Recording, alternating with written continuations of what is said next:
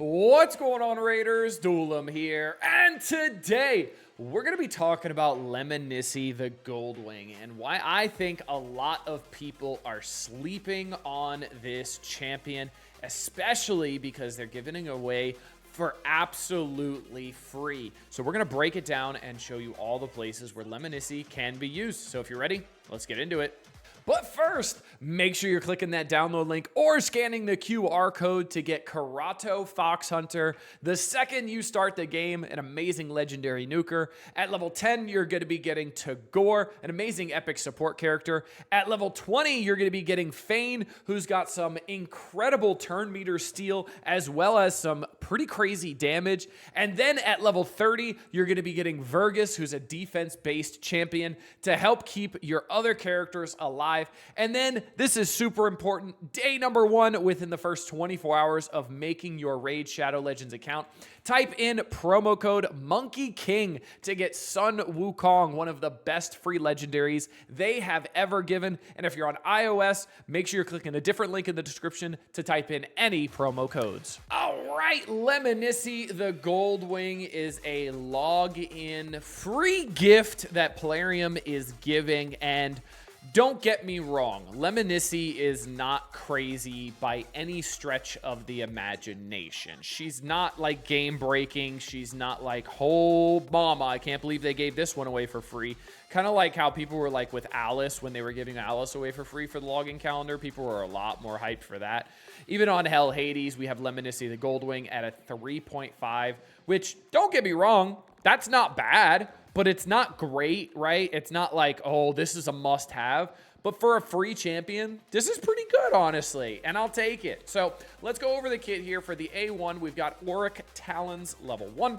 Obviously, right now, attacks one enemy 2 times. If the target is under a shield buff, each hit has a 25% chance of decreasing the shield value by 10%.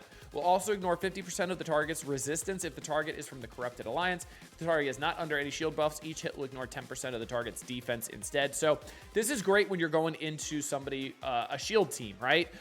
So this is good because it's pretty good against shields. And even if it's not going against shields, it's still pretty good because it's ignoring some defense. So nothing wrong with that. Not too bad at all. It gets buffed up by 10% damage and as well as 25% buff debuff chance. So nothing wrong with that. That's not too shabby at all. For the A2, intercept the threat, attacks one enemy 2 times. Each hit has a 100% chance of removing 2 random buffs from the target. Will also ignore 50% of the target's resistance if the target is from the Corrupted Alliance. This skill deals more damage equal to the value of the target's turn meter, which that is pretty interesting, and it stacks up to 100%. So this is really, really good if somebody is very close to full turn meter, because that can pretty much double your damage, which nothing wrong with that at all. Pretty good. Also removing 2 random buffs from the target, and it's going to be hitting twice, so it's going to be removing 4 random buffs, which is really, really nice. Ignoring target's resistance if the target is from the Corrupted Alliance. Very good. Gets 20% more damage when booked, and then drop down to a 3-turn cooldown when booked, so not bad at all. Now let's go into the A3 here. The Venerated Warrior attacks all enemies 2 times. The first hit has a 75% chance of placing a 100% heal reduction debuff for 2 turns, and this gets booked up to a 100% chance of placing a 100% heal reduction debuff for 2 turns. The second hit has a 50% chance of placing a block buff debuff for 2 turns.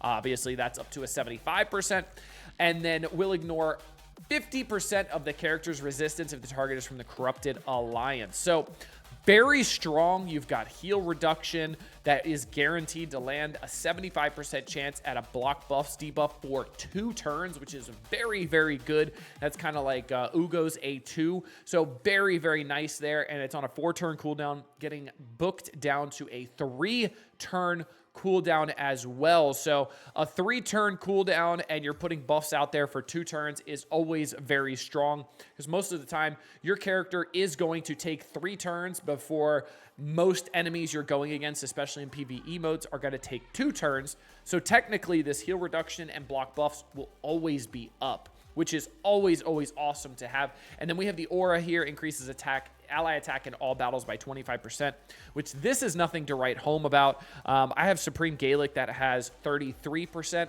ally attack in all battles. Alice is 30, Tholin's 30. So yeah, there's a lot of characters that have better auras than Lemonissi. But I think the main thing people are sleeping on is gonna be the passive. So receives 15% less damage from enemies under heal reduction debuffs. Fill this champion's turn meter by 5% when an enemy receives a shield buff or is healed. And this is very interesting. Receiving a shield buff or is healed. Getting that turn meter is really, really nice. There's a lot of places that I can think of that this would be good. Even in like the event dungeon, there's a lot of healing in the event dungeon. There's a lot of shields in the event dungeon as well, especially once you start getting to the harder stages. So this is really interesting, and I really, really like this. I love whenever a character has turn meter gain whenever they do something that is good for them. The enemy gets like a shield buff, healed, gets turn meter, anything like that. I love that because they use the enemy's strengths against them, and then this is really helpful. And then obviously on the A1, we have that the target is under a shield buff. Each hit has a 25% chance of decreasing the value of the shield by 10%. So counteracting that shield. And then also, if for whatever reason your heal reduction is not on the enemy at that time, maybe they cleansed it, whatever it is, then they're still gonna be punished for this, because even if they do get that heal, you're getting turn meter for it. So there's nothing wrong with that at all.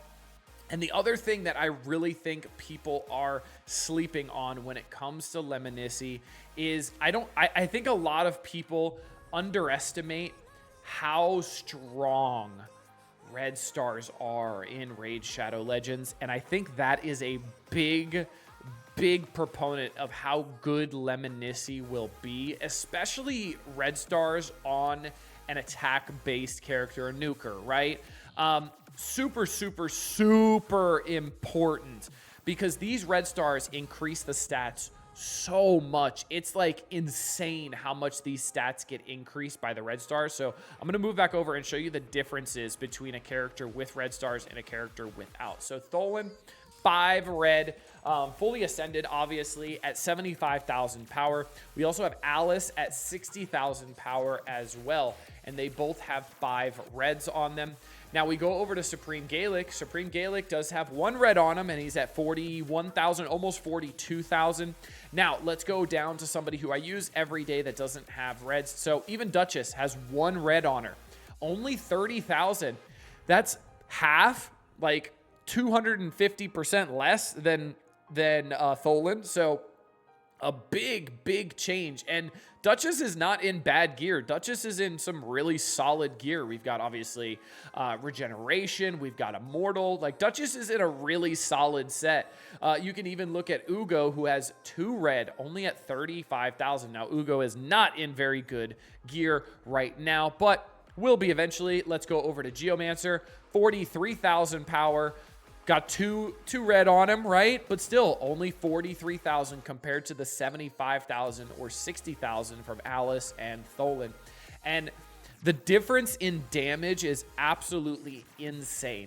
Not only do the stats go up so much when you put reds, but you're also getting the blessings. And the blessings are going to be a part of the kit that just becomes so paramount. And there's obviously so many choices depending on the character, but when you put things like Brimstone, this just adds to the clan boss damage so much, because every time this goes off, it's 250,000 damage on clan boss.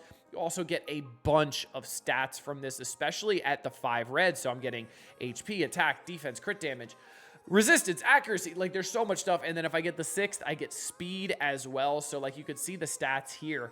Absolutely amazing. 38% crit damage. We got the smite buff up to a 60%, accuracy, all that good stuff. So this is what makes red stars so important. And especially if you're early or mid game, Lemonissi is going to be an account carrier for you for a long time.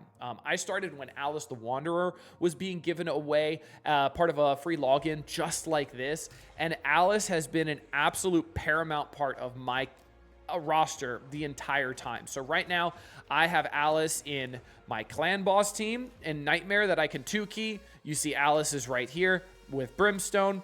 She is also in my arena team as well. Let's see. Let's go here. We can see this. She's in my arena team here.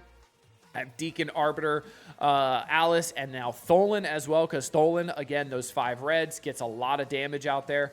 In live arena, she's almost always one of my first picks. It's literally these 4, plus I usually pick like Supreme Gaelic or one other speed champion to make sure I get a speed aura. But like this, Alice is so good, and she's made even better because of those 5 reds. And you're getting them for free. You're also getting some pretty good gear potentially as well. You're getting some accessories in the phase 1. We got some Savage gear as well, which is not bad for Lemonissi, right? So we can go over to Hell Hades here and we can scroll down. We can go to gear here, and it'll scroll us down to gear. So you see crit rate, crit damage, speed, attack percent, and accuracy. Savage, lethal, merciless, cruel, and perception are going to be good here. So obviously, Lemonissi is a much better character than people think. And can she be better? Absolutely. Like, you could even see the video guide here. New legendary, top of the need a buff list, worst free champ. I don't think that is true. I think that might be true for people who do make content like Hell Hades, who's super, super late game, right? So like a free champion like this doesn't do anything for them, right? But when I see a free champion like this, especially if I didn't have somebody like Alice that I was able to get super early, I see this and I go, wow, I would be very, very excited to get Lemonissi if it's only for the red stars that are going to be on her, that are going to augment her damage so much. So make sure you do not sleep on her. I think she is going to be very, very, very good, especially if you need a damage carry. Especially in Sylvan Watchers as well. You can get a damage carry for Faction Wars as well. And you know she's going to hit hard because she's got that 5 red on her. So nothing wrong with that at all. Hope you guys enjoyed this one. I was kind of shocked that all of the flack that Lemonissi was getting. But make sure you guys are clicking that download link below. Start and raid Shadow Legends off the right way. You can get Lemonissi Goldwing free as well if you start right now. Start a new account. You can get started off the best way possible with my download link. You're going to get 3 legendaries, 3 epics. Until next time, hope you guys enjoyed. This has been Duelim. Later, Raiders.